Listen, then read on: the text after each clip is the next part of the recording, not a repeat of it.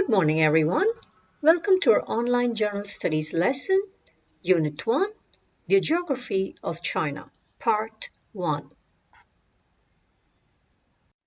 In today's lesson, we're going to recap the geography of China, part 1, unit 1, what we did at the beginning of our school suspension time.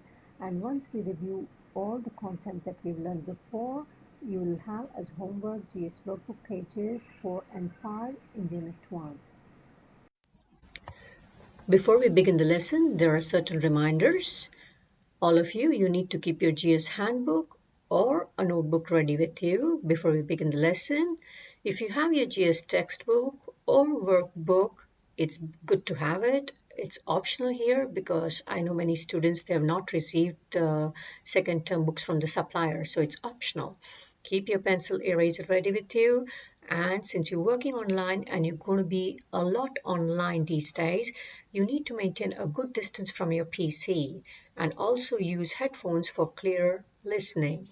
You have 1 minute to get everything and yourself ready before we begin the lesson.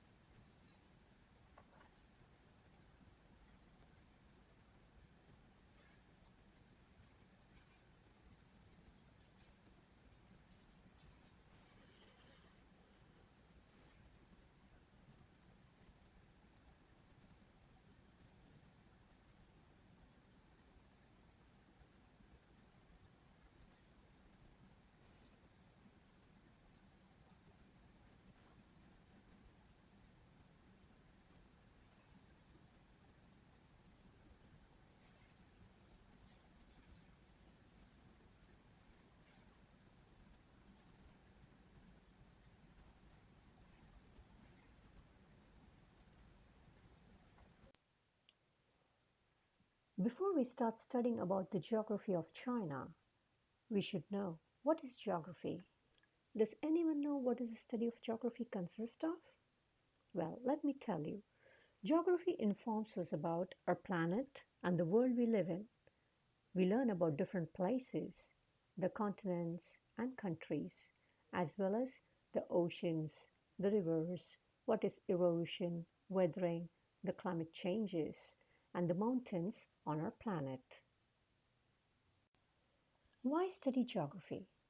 You must be wondering, what's the use in studying Earth's landscapes, people, places, and environment?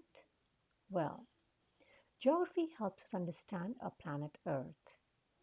Even though people speak different languages, have different culture, we are all in different parts of the world. We are connected at the core. We have similar values and belief system. Above all, we all share the same planet, Earth, as our home. The knowledge of geography helps us become better individuals, environmentally sensitive, and responsible citizens. Look at this big map in front of you. It says it's a part of Asia map.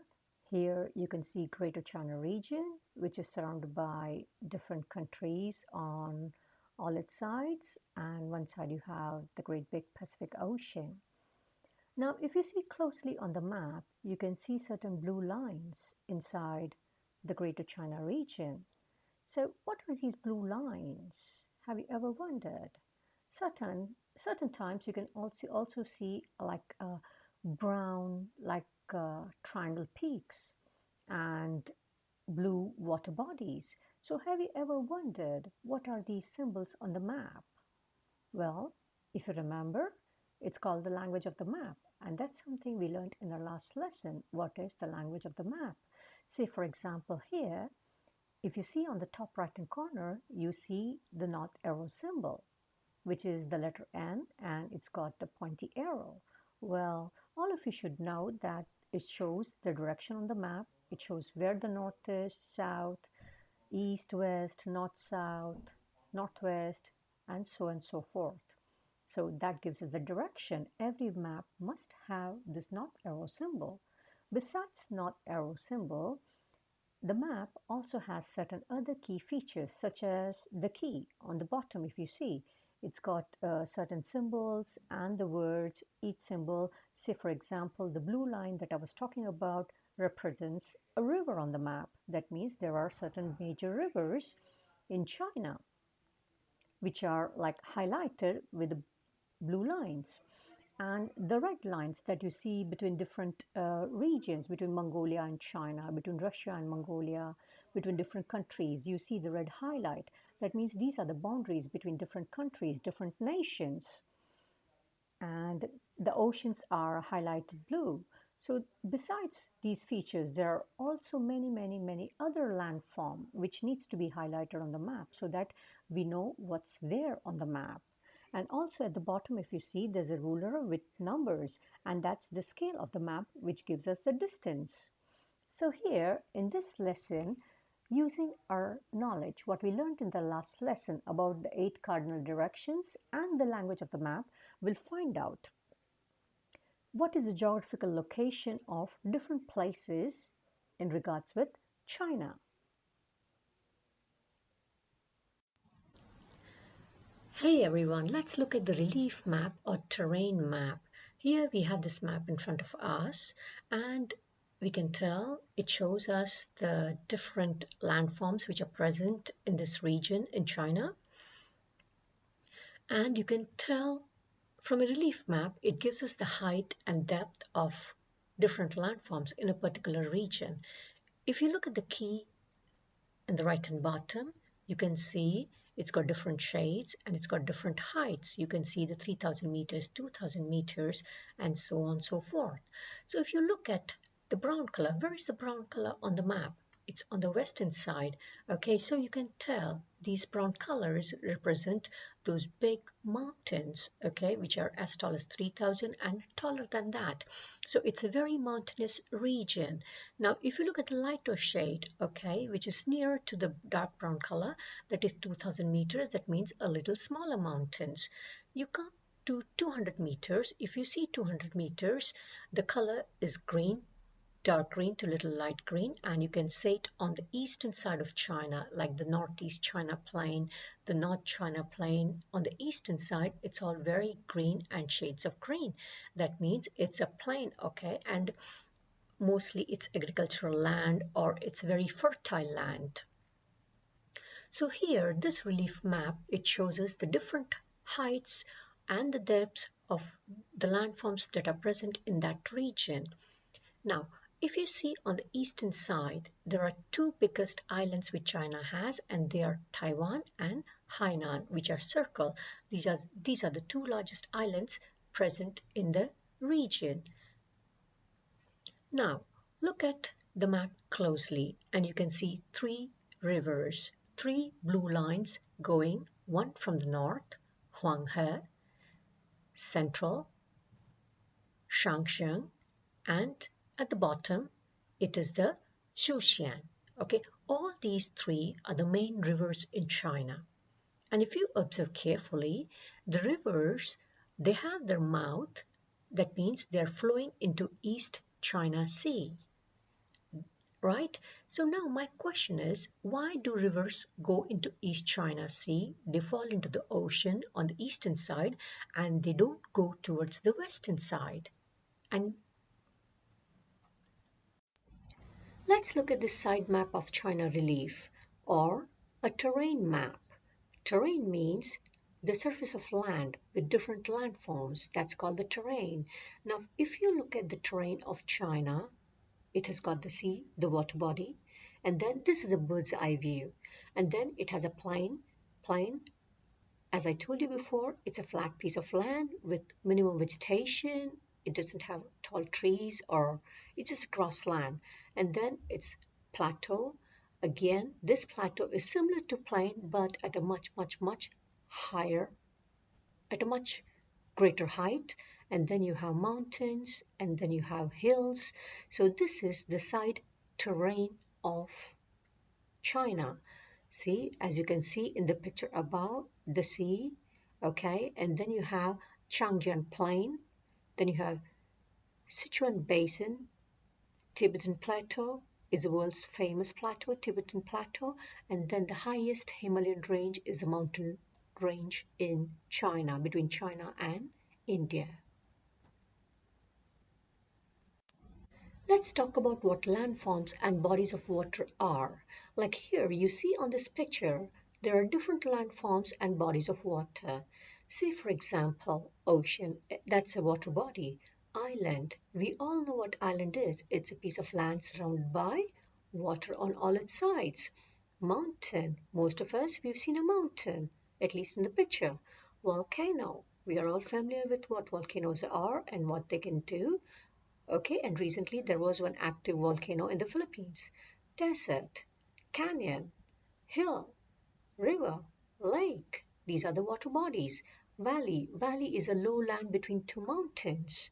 Plain, plain is a flat land where the vegetation doesn't grow to a very big height. It's very, very flat. It doesn't have tall trees or any. Here the grass grows very, very, very close to the ground. That's a plain, okay? Now, not all countries and all places have all landforms. Let's take, for example, the place where we live, Hong Kong. How many landforms do we have in Hong Kong? Think about it. Hong Kong is an island, so yeah, island, we have one landform. What else? Do we have a volcano in Hong Kong? We don't have that. Do we have a canyon in Hong Kong? No, we don't have canyons in Hong Kong. Do we have hills? We have many hills, right? Hong Kong is surrounded by hills. We do have water body. We have a reservoir, Taitam Reservoir in Hong Kong. Yeah, we have our seas. So, not all places can have all landforms.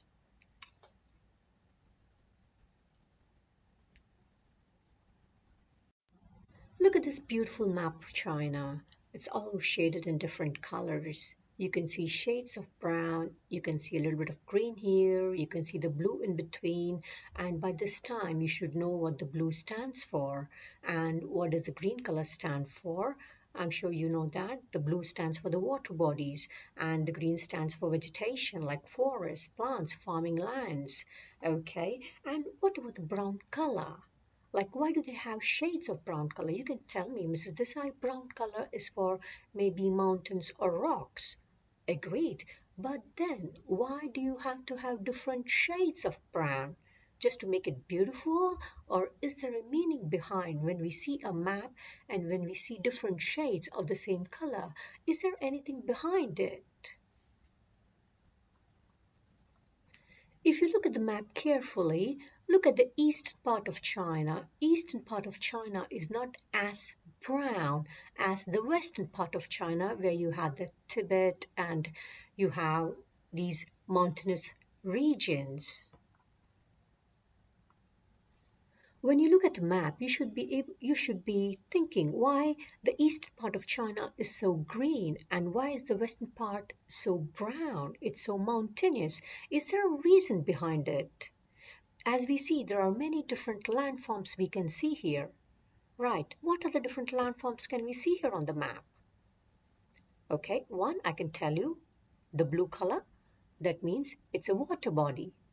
Green color, that means it could be a forest, it could be plant, it could be vegetation. It's agricultural land, it could be brown, it could be mountain, or it could be a hilly region.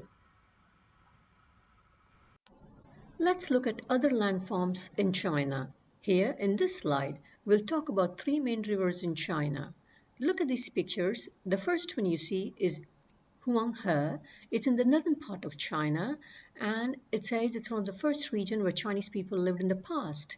Now, next, go down. It's the Shangxiang, which is in the central part of China, and the lowest plain is Zhujiang, which is in the southern part of China. By now, all of you should know what landforms are, what are the different types of landforms, and landforms are unique for a certain region or place. Now here in this picture, we'll look at different landforms in China. As you can see in the picture, there are different landforms. We have the mountainous region, that's the Himalayan range, which is at the height of 6,000 meters or 8,000 meters, which are the tallest landforms present. Below that, we have the Tibetan Plateau. Again, plateau is a flat plain land, okay, and which is the average height is 4,000 to 5,000 meters. Below that, you have the Sichuan Basin, which is at the height of 1,000 to 2,000 meters. Then we have Changjiang Plain and North China Plain. Again, plain means a flat land, which doesn't change much in height, and plains are one of the major landforms present on the earth. Here, the average height is about 500 to 1,000 meters. Look at this map. It shows us the crops produced in different regions in China. As you can see from the map, at least like more than 90-95% of the crop is produced in the eastern region of China. Whereas the western region, if you see, like there's only cotton and it's not much being grown there. By now, you should be able to answer that because as we know from the relief map that we looked earlier, the western part of China is very hilly, mountainous, it's a plateau region, whereas compared to the eastern part, which is plain, and also there are three major rivers flowing through the eastern part. What are the three major rivers? Huanghe, Shanxing, and Shuxing. These are the three rivers. And to do agriculture, okay, to produce crops, you need to have a lot of water and a lot of plain land, and that's the reason that the eastern region is most suitable for farming.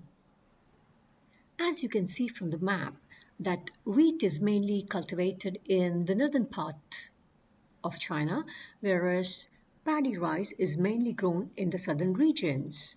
Now, if I ask you, okay, where can we have abundant supply of seafood? What's your answer? Of course, it's going to be near to the coastal region, okay, in the eastern part near the sea.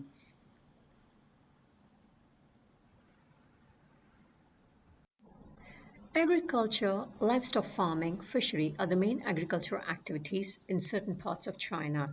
Say, for example, look at pictures 1 and 2, wheat and paddy rice. These are agricultural products and you need farmland, a plain land with a lot of water if you want to grow paddy rice or wheat. So that's why it's more suited towards the northern region, okay, towards the eastern region, which has got a lot of water, the three rivers, and in the northern part, they cultivate wheat, and in the southern part, paddy rice is grown.